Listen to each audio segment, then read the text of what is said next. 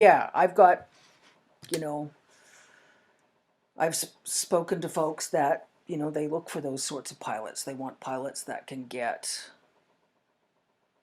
guests of Yeah. traffickers into situations in and out discreetly, trafficking victims in and out of situations discreetly, and victims that they've killed out of situations discreetly, all sorts of nonsense. So seems like, And that's what he did. He shuttled the people, but I can remember him not wanting to cross the bridge over to running drugs. yeah, Because in his mind, if he got caught with some people, he could just play dumb. And I was just transporting this guy's kid to, from the, here to there. I didn't know anything. So, so did your dad, I go ahead. did your dad tr- transport the victims most Yes. often? Oh, absolutely. So more victims than guests. I don't want to call Both. them I would guests. say more guests than victims, Okay. but he definitely transported both. Okay.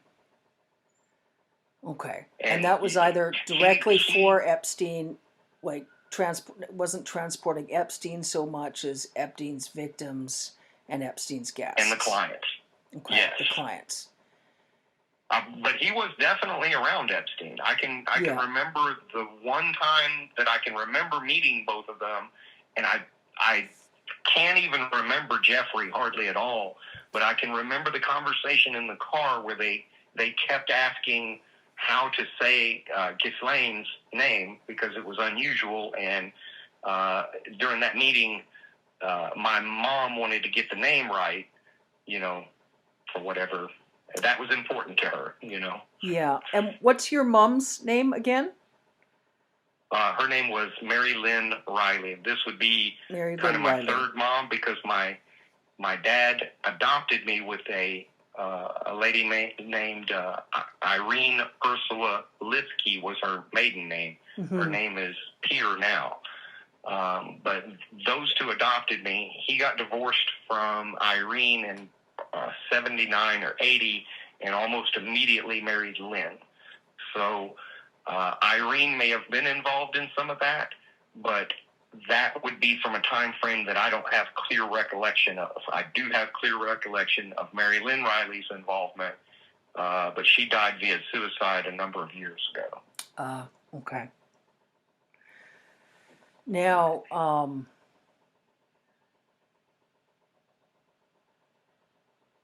what are you most comfortable to talk about next? I mean, well, let me ask some more questions in terms of the. Now, you told me about Trump and about Biggs and about Jordan. I feel like that's important to discuss in details. And let me ask you a question. Do you think it's more helpful for you to talk about what you remember first, when you were first trafficked, the circumstances, individuals involved, or do you want to talk about some of the incidents that we spoke about a bit by email already? What do you think is most helpful for you? Fill in whatever gaps in that I can.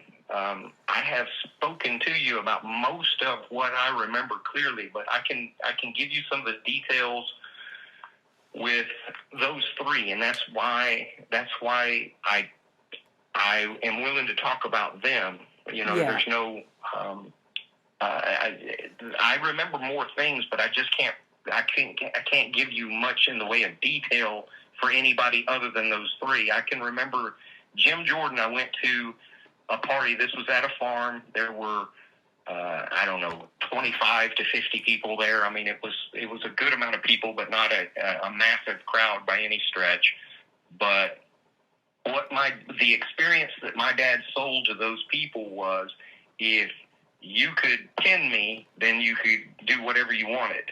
But my dad had taught me how to fight. He had been a bare knuckle brawler earlier in his life, and I know that he had worked kind of just beating people up for a little extra money at one point in his life. He also entered into the tough man contest, stuff like that. So it was kind of a game for them because I was just a child. So you would think that you could just do whatever you wanted. But if they got anywhere near me, I would hit them. And by the time that Jim Jordan assaulted me, I was old enough that those adults, most of them not being athletic in any way, these are people that, they're not fighters by any stretch. Mm-hmm. They couldn't get anywhere near me. And Jim Jordan just sort of rushed me and tackled me. And I might have known how to fight, but I didn't know how to wrestle. So he assaulted me in front of a crowd, and I think that it was filmed, but I can't swear that it was filmed, but it was in front of those 25 or 50 people. And how old were you? That's why I remembered. I was around 12. 12. When that happened. And of those 25, 50 people... Oh, sorry, go ahead. The reason that I remember Jim Jordan is, first, he stood out because he wasn't that much. He's only like 7 or 8 years older than me. So at the time frame that I'm at 12, he is right around just graduating high school, maybe first year or two of college, right?